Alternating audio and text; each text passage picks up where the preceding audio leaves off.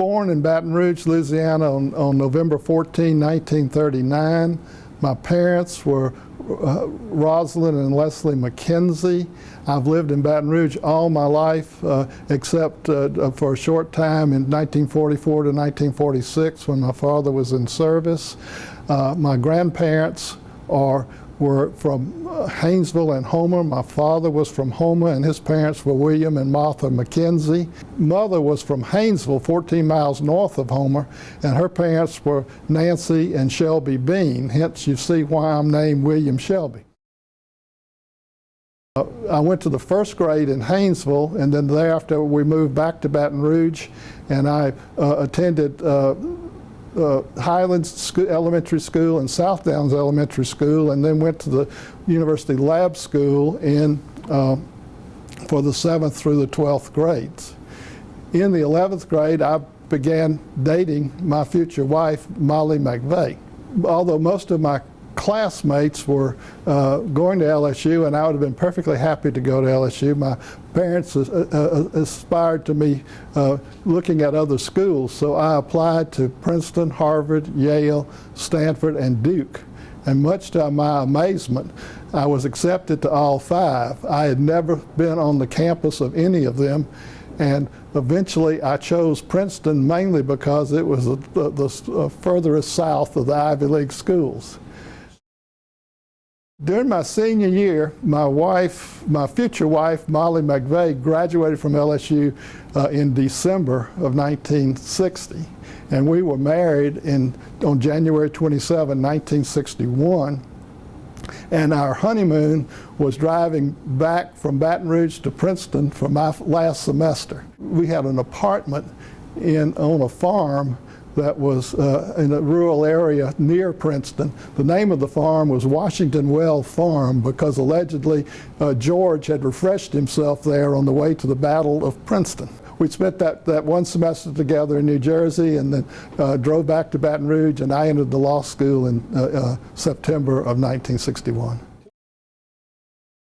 Decided to enter Princeton in the chemical engineering field, and I graduated with a degree in chemical engineering. And I thoroughly enjoyed the early part of chemical engineering, but by the time I neared my end of the program and I was going to have to make a decision about going to graduate school, I had reached the decision that I might enjoy something else more than chemical engineering. I was very fortunate to have a practicing attorney from Trenton, New Jersey, who taught a business law course for engineers. And I took that course in the first semester of my senior year, and I absolutely thoroughly enjoyed that course and the study of law, and that led me to decide that I would apply to the LSU Law School for admission. In the fall of 1961, I became an LSU student. I was very fortunate to have these really great professors at law school. Everybody remembers J. Denson Smith, Big Red, who was a terror in the classroom, but made sure his students knew their subjects well.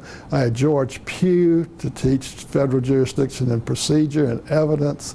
I had Dale Bennett to teach criminal law, and I had a host of other excellent faculty members, and I have the utmost respect for the LSU faculty that taught me.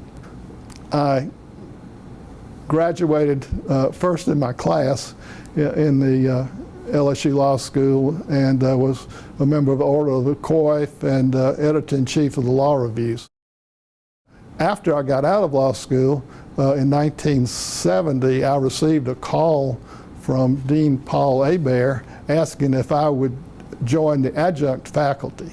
My first assignment was the awe-inspiring assignment of substituting for George Pugh, teaching his course in federal jurisdiction and procedure while he was on sabbatical. I survived that experience, and the next year J. Denson Smith, who taught insurance law, retired. And so I agreed to teach insurance law. And that assignment lasted for 43 years. I was interviewed by several law firms. I was very familiar with Taylor Porter because my wife was a relative of Mr. Porter. I was tempted by other law firms, but I believe I made the right decision to go with Taylor Porter. I started with Taylor Porter at the handsome salary of $450 a month. I was very pleased when John Campbell, who had graduated from law school before I did but had been in the service, joined the firm a few months later, and I received a raise to $500 a month to receive the same compensation as John. John and I have practiced law together throughout our entire careers, and he was always one of my best friends. John and I at one point were co-managing partners of the law firm. Taylor Porter representation of LSU grew out of the Louisiana scandals in the 1930s, when the Louisiana governor, the president of LSU, and others were indicted for fraudulent transactions. Law School Dean Paul Hebert was named acting president, and he and his chief assistant, General Troy Middleton, contacted Taylor Porter and asked Taylor Porter to undertake the representation of LSU to unravel all the fraudulent transactions. Taylor Porter continued to be LSU's primary outside counsel even to this day. But as the work on the 1930s scandal ended, Taylor Porter continued to represent LSU. I was fortunate to become involved in the representation of LSU in the 1970s and spent about 20 years as lead counsel for LSU until LSU created the inside position of general counsel. Unquestionably, the major lawsuit in my LSU career was the higher education desegregation suit that was filed in 1975 and finally dismissed in 2007, 32 years. Some would say that's a lawyer's dream to have a case that lasts 32 years. It was a fascinating case. The issue was whether or not LSU or the state of Louisiana had done everything that was necessary to do under the law to dismantle the prior dual system of higher education. The allegations were not based upon any overt acts of current discrimination, but only whether the state had taken sufficient steps to dismantle the prior dual system. The case involved extensive discovery, extensive motion practice, including summary judgments at one point in favor of each side that were reversed on appeal. There were several failed settlements where goals were set and not been able to be met. And finally, in 1995, we entered into a settlement agreement where the parties agreed that the Louisiana colleges would differentiate themselves by admission standards, and that certain amounts of capital construction would be completed on the campuses of the prior predominantly black institutions. That work was fully done. And in 2007, the case was finally dismissed. My favorite experience was with basketball coach Dale Brown. Dale in the 1980s got into a monumental dispute with the NCAA over alleged infractions at LSU. Dale was quoted in Sports Illustrated as referring to the NCAA as a bunch of Gestapo bastards. The NCAA shortly thereafter filed infractions charges against Dale Brown. And those infractions were to be heard before a committee in Colorado Springs. In preparation for that meeting, I met with Dale Brown at his office on campus. As I went into his office, I saw a bulletin posted on the wall for his basketball players that says, "Do not say anything derogatory about other teams because it might fire them up." When I saw that, I just wished Dale had followed his own advice. So we flew on a private plane to Colorado Springs. All the way there, Dale could not say enough bad things about the NCAA. We got in the hearing, and the initial issue was whether the charges against Dale Brown were timely. It was a close call, and we were using an argument on which the NCAA had never previously ruled.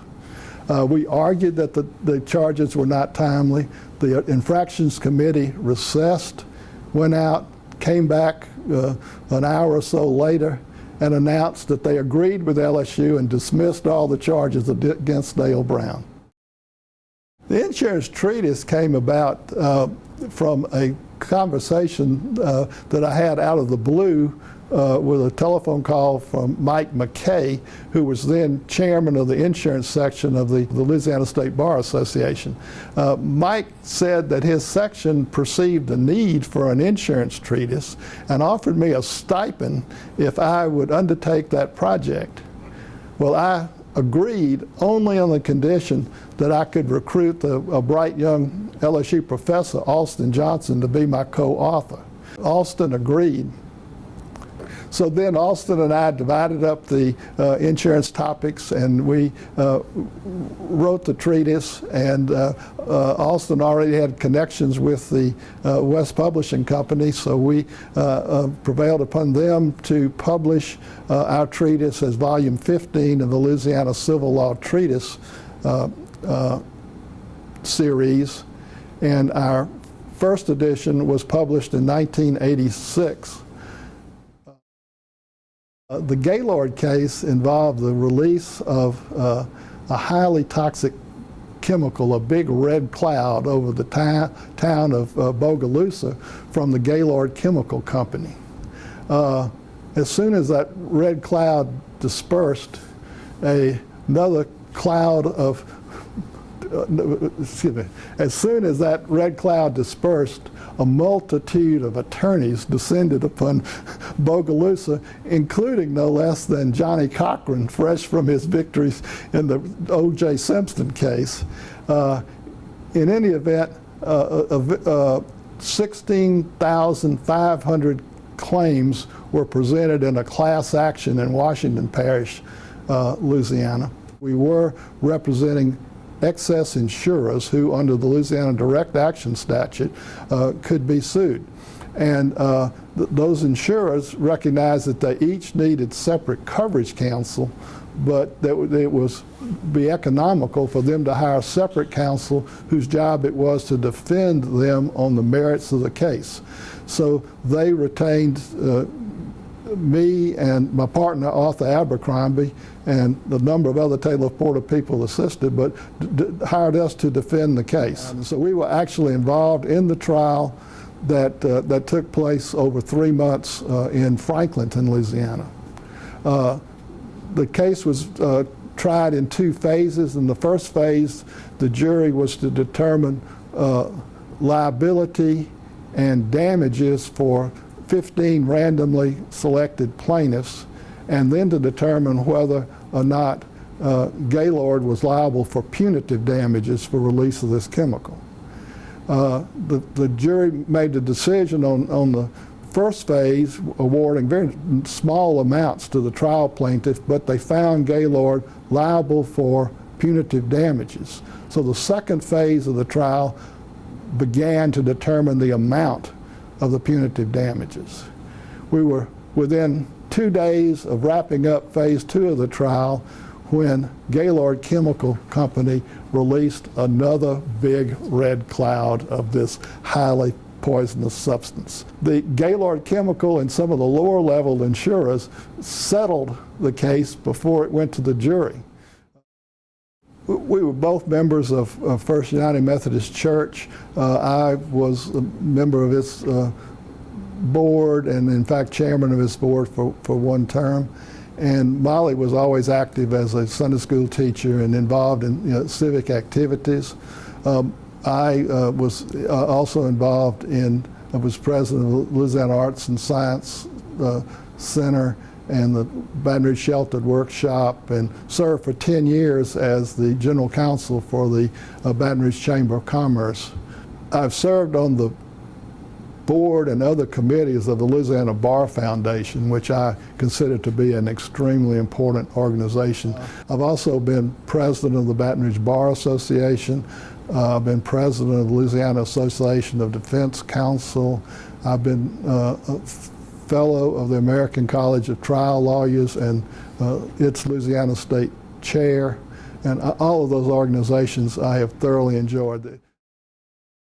I would appreciate being recognized as a good lawyer, as a good member of the community, but most importantly, as a good parent and grandparent.